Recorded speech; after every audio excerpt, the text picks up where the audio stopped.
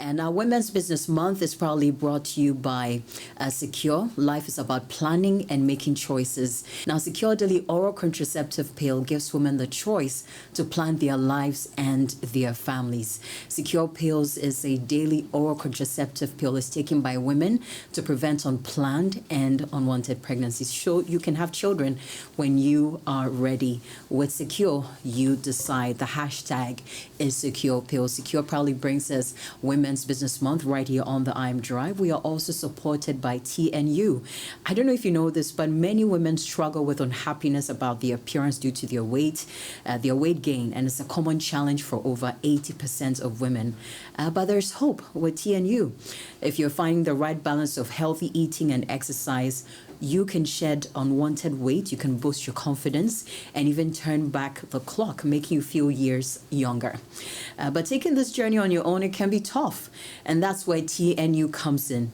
As the leading fitness movement in Ghana, they're exclusively designed by and for women. And with over 3,000 success stories, you can trust that TNU will provide the support and motivation that you need every step of the way. And they're saying that the best part is you don't have to give up on your favorite Ghanaian dish. I'm sure somebody's smiling right now. You don't have to give up on your jollof or whatever it is. They are guaranteeing you a stunning transformation that will leave you feeling healthier and more confident. So I hope you're ready to start your journey with TNU. Contact TNU on 0208 174 178 0208 174 178 as Women's Business Month right here on the IM Drive. And this morning I'm joined by Mawulawoe Awity. She is our first guest for Women's Business Month. I'm looking forward to our conversation this morning with her. Mawulawoe Awity, thank you so much for joining us on Women's Business Month, inviting you, and then you came in, you said, hey, I'm going to be here. So Mawulawoe is a senior research assistant and field manager of the West Africa Center for Crop Improvement, and she's also a final year doctoral student with the University of Ghana, and she's studying plant breeding and genetics. When I came and I saw her holding a book, studying in the car, I'm like, this woman definitely loves her books. She's also the executive director of Network of Women in Growth, which is a not-for-profit organization. She's passionate about developing women to be financially independent through skills training. Let's get on. Mali, how do you feel this morning? I'm feeling fine. I'm okay. And how do you feel about the Women's Business Month? I mean, when I called you, told you about it, I would love to have you on this program. How did that feel? I was quite excited because I'm quite passionate about women and their development. So I think it's a very good initiative that Sunny FM has taken to discuss the issues that are relevant to women, especially in the area of business, corporate life, being a career woman, even balancing work and home life, if there ever is a word called balancing. But I was very excited when you called me and you said you wanted me to come on board. I was wondering, agriculture, but I mean, I'm excited to be here. It's probably one of the first conversations we have on the IM Drive around that area, so we are excited about it as well. But first, can you share with us, what is a day in your life like as a senior research assistant? Yeah. Wow, I there's no typical, like the days are not always the same. Some days are quite very, very busy and some days are not so busy. But I have to juggle between managing the field, that is being on the field and participating in field activities, and also administrative role. So I had to balance the two. I mean, my morning would normally start off as a mother to prep my kids up for school, drop them off, get to the office. First thing I would normally do is go to the field first to see what is happening on the field. And then from there, depending on the activity we have on the field, I can be there till afternoon. If we don't have anything much doing, I can get back to the office, do some administrative work, catch up with school work, catch up with my NGO as well, and then probably round up at 5, go and pick up the kids, get home, get them to bed, and then see if I can read before I go to bed or wake up at dawn to read. So there's no typical day. Every day comes with its own challenges. Every day comes with a different activity that I need to do. I have my peak days, I have my slow days, but it's a challenging environment, and I like a challenge. So it's been quite exciting so far for me. How many children do you have? You mentioned I have two. One boy, one girl. A boy and a girl. Yeah. Let's. You mentioned your NGO, and we will get into that. But what would you say are some of the current challenges faced by women in the agricultural sector, and how? I want to know how your work as a research assistant is addressing some of these challenges. Okay, so women are farmers. So in the agricultural sector, women play so many roles along the sector. They are not just farming. Some are in the value addition process. Some are in the input dealership process. So there are various roles that women are playing. And right now, one of the biggest challenges that we are looking at is climate change. We realize that the rains are quite unpredictable and the quantity is quite more. I'm going to try not to be technical. Make it as simple as possible for us to understand. Sure. So it's basically the work we do at my center is basically producing or developing crops that are able to withstand the challenges that we are facing right now. So we look at different crops. We look at maize, we look at beans or cowpea, we look at soya bean, we look at sorghum, those crops that are critical to food, nutrition, and security in Ghana. So basically what we do is to develop crops that are able to withstand the climate change. We are going to have increased drought spells. So how are we able to have crops that can be able to produce during that period? Women are looking at increased productivity. Not only women, in fact, farmers are looking at productivity when they are on the field. What can I grow, get more, sell, and make more money? And research is critical to developing crops that can do that. So without research, our agricultural sector cannot grow. There are many agricultural research scientists in the country that have worked so hard to develop crops that are able to withstand pest infestation, that are able to withstand flooding, that are able to withstand drought. There's a lot of work that we are doing. It's not genetically modified, so let's not go into the conversation of GMOs, because whenever people hear plant breeding, all they hear is GMOs. Exactly. But that's not what we are doing currently, even though there have been bills that have been passed to allow us to test genetically modified crops. But that's not what we do at my center. What we do is through the conventional way that we develop these crops to be able to answer to the needs of not just farmers anyways, but even our consumers as well. So that's what we do at my center. That's what I'm basically involved in. Okay. My crop of interest actually is maize or ebro that we typically call. So basically my work is looking at drought resistance and then low soil fertility, because we know that fertilizer is quite expensive in Ghana and most of our farmers are not able to use the right quantities of fertilizer. So how do we answer to the need of the farmer to be able to develop crops that even if the fertility of the soil is low, it will still give us some productivity for them to make some money. So that's what we do. All right, you're listening to the I'm Drive. You may be watching us on Facebook. It's the Women's Business Month. We're with Mawulawoe Awity. She's a senior research assistant, and I want to get into your NGO. Network of Women in Growth. What inspired you to establish this NGO? In fact, this NGO was formed by my mother. She founded the organization, and she's a very driven woman. She's somebody that's very passionate about enhancing the lives of people around her, and it's not really just about the gender. But I think her mind went more towards women because throughout her work, she realized the challenges that women were facing in terms of financial independence. She engaged with a lot of women that had, but because they were not financially independent, they could not really find a way out of it. And she felt she needed to find a way to help them. She realized there was a skills gap set. So the women did not have certain skills to be able to be on their own and establish their own businesses. So that was one of the reasons that she decided to form the Network of Women in Growth. She had entered into the NGO space. She started with business and professional women. And then she decided to form her own organization where she would train women in vocational skills to be able to give them the necessary tools that they need so that they could also fend for themselves and provide for their families. So that's what really drove her to start the organization. As a young girl growing up, she practically dragged me to every advocacy program. Were you excited to go with her? No, I was not, because I was a young girl. I just wanted to sit at home. Hearing plenty people talk all the and time. she would drag me and say, Mawulawoe, let's go for this meeting. And honestly, I'm thankful to her for that. And I saw the women that came into our home just to receive training. Some she didn't even take a dime for. She just trained them for free, gave them the necessary tools for them to start their own businesses. And it's been over 20 years of doing this. And I've seen the lives that we have touched over the years. I only took over 6 years ago because she had to branch into the TVET space to head the Ghana TVET service. So let's talk about your 6 years with the network so far. It's been interesting. It's been challenging because, you know, as a not-for-profit organization, we rely on donor support to be able to do the things that we do. But it's also been rewarding. So when I took over, we had started the women in male-dominated trade areas, where we were trying to encourage more women to take up spaces in male-dominated fields, such as driving, such as in the building construction sector.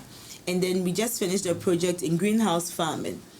And it's been rewarding just seeing the women shine in wherever they find themselves. We have one of our ladies in Belinda Akaba. She was trained through the funds we received from our donors, and she's doing so well with solar taxi. Wow. She's working there. She's with them. She's their PR. She's also in the field working with them. And I'm always proud to see her shine. We have other young ladies, because usually when we train you, we give you tools for you to be able to set up on your own and also to work with the industry if you want to do so. So whenever I hear the young ladies get back to me that they've got a job or they did this, they did that, I'm inspired. I'm excited. I know there are challenges. I see the challenges. Even as an organization, you can pick 20 women and actually not get all of them being passionate about what you're passionate about. That's the NGO space. But when you see one woman, two women, so I always say empowering communities one woman at a time. When you see that woman shining, when you see that woman independent, when you see that woman being able to stand on her own 2 feet, being proactive, you know your work is done. So for my 6 years so far, it's been a great journey of learning, of advocacy.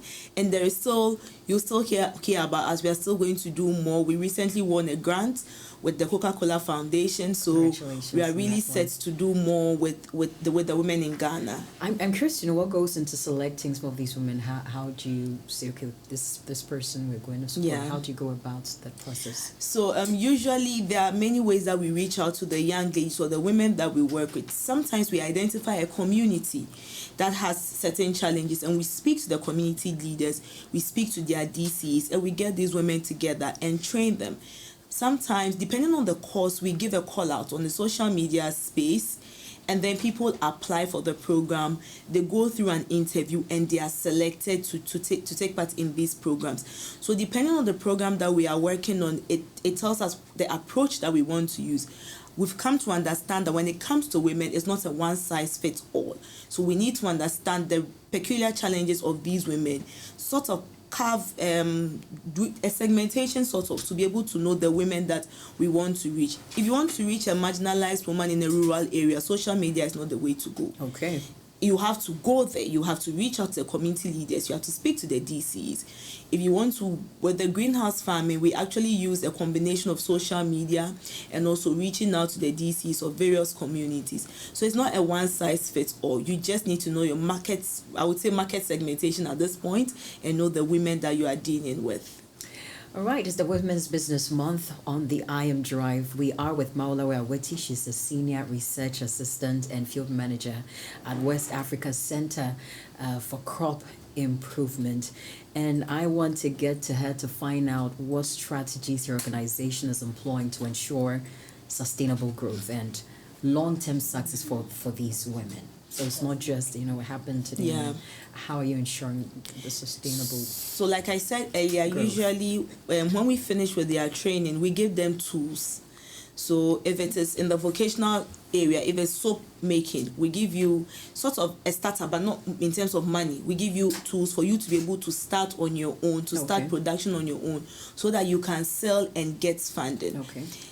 So for the greenhouse project that we just finished, we have actually constructed a greenhouse. It's a cute one actually. So it's in Ho at the moment. Oh.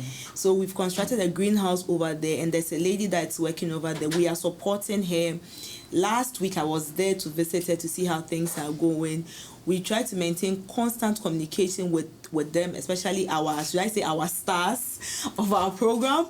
So we support them. We make sure that at least for the first 6 months to a year, we are still in constant communication with them. But we also understand that in the NGO space, and especially with the women that we deal with, they are women will change.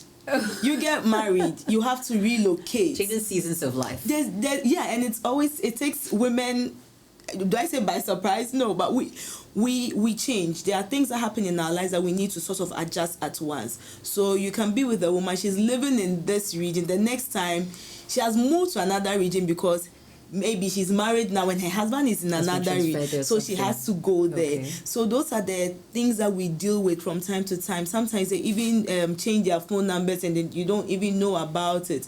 So those things sort of come to sort of truncate the relationship. But so far what we do is to sort of give them a startup, a basis for them to be able to stand on their 2 feet. And our numbers are always open. They always reach out to us. But we run on donor support. So we try as much as possible to see if we can go back to them to sort of enhance their skills again. What can we do differently? What can we do for the next group of women? How do we analyze our initial project and see their challenges so that in the next one we don't repeat it for the next batch of women? So it's always a growth process for us as an organization and also with the women that we work with. You refer to these women as stars. I wonder how many stars so far have passed through your network. Wow. Would you be able to put a number to it? I'm going to start since my mother starts from this organization. It's been over 6,000 women that we've worked with. Wow. From the north to the south, east to the west. We've worked with women in the northern communities. We've worked with the women in the Gambaga witches camp. We've worked with women with the Ghana AIDS Commission and worked with some women who have been dealing with HIV/AIDS. So it's been over 6,000. If I want to add now, maybe over 6,500 women that we've reached out, not just through skills training, but through advocacy. Yes, because we do a lot of advocacy as well. And every day we are trying our best to touch lives. As we wrap up, I want to know how it feels to see the impact and the transformation in the lives of the women, the before and the after. How does it feel? I'm smiling. Every day, I'm excited. I'm happy that we are touching the lives of women in Ghana. And when we touch the life of a woman, we have touched the life of a family. Then we have touched the life of a community. So every single day, across my work, even in the agriculture space, whenever I see women empowered, whenever I see the women we have touched, whether through the research we do or through the NGO space where I'm directly in control of, I am happy. Shout out to Belinda. When I see her, I am happy because she is doing what we have trained her to do, what we taught her to do. All the women we've trained that have started their own businesses. Belinda is doing what exactly? The name you mentioned? So Belinda Akaba, she's with the solar taxi. The solar taxi you mentioned earlier. I'm excited to see it. There are so many. I can't mention all of you, but we are excited when we see the women, or I am excited particularly when I see them shining wherever that they are, whether it's in the vocational trade areas or even in the male-dominated areas. We had one lady who was with Ayalolo. So she was driving the Ayalolo bus. And I remember when our donor came and saw them, they were quite impressed. We were impressed. So every time we see the women we are working with or we have worked with or we even want to work with, they are before and they are after. We know that we have touched lives. And life is about making impact. So to be honest, JJD, I thank God that we are able to do the work that we do. And what would you finally say as we celebrate women in business, women in the corporate space, women in diverse fields around this month? What would you say to people listening to us this morning or watching us, particularly to the women? The resilience of a woman can never be taken for granted. Women constantly have to take certain decisions for themselves. It could be as a wife, as a mother, as a worker. And every single day we build resilience doing that. I want to encourage every woman out there that you can make it and you are worth it. challenges will come, but it is part of life. You have to be able to live. You have to be able to live above it. You are strong, you are worthy, and you are worth it. Is there anything called balance? Please, no. There's nothing called balance. I guess we have to bring you back for that discussion. There's nothing called balance. Just prioritize. Know what is important. Do what is important. And believe in yourself. Let your faith guide you. I think that is what I'm at Sunny, so I have to say that. Let your faith guide you. Faith with my us. faith has guided me. It has been my strong support, and I'm grateful to God for that. So let your faith guide you as a woman, and build, and let your challenges help you build resilience. Don't wallow in the challenges. Let it help you build resilience. Woman, you are worth it. And I celebrate all women in this month of October. I'm a woman, and I'm proud to be a woman. Thank you, Mawulawoe, so much for joining. Thank you so much for having me. Mawulawoe, for joining us on the Women's Business Month. Thank you for having me, You've been our first guest, and I've totally enjoyed our conversation. Thank you. We continue tomorrow, but thank you to our sponsors, Secure. Life is all about planning and making choices, and in making choices, you need options. Secure Daily Oral Contraceptive Pill gives women the choice to plan their lives and their families. Secure Pill is a daily oral contraceptive pill taken by women to prevent unplanned pregnancy. So yes, you can have children when you are ready. With Secure, you decide. The hashtag is Secure. Also, a big thank you to TNU. They are two main sponsors for Women's Business Month. If you're struggling with unhappiness because you don't like how much you've gained weight, it's affecting your confidence, your self-esteem, it's time to join the train at TNU. They are the leading fitness movement in Ghana and exclusively designed by and for women. The best part with TNU is that you don't have to give up on your favorite Ghanaian dishes or live at the gym to see results. Some of you have been going to the gym with your mouth for a while now. You don't even get to enter there. But TNU says you don't even need to go to the gym to achieve the goal that you want to achieve. They are guaranteeing you a stunning transformation that will leave you feeling healthier and more confident. So reach out to TNU today. Let them know that Jennifer just spoke about them. You've heard about them. You want them to help you out.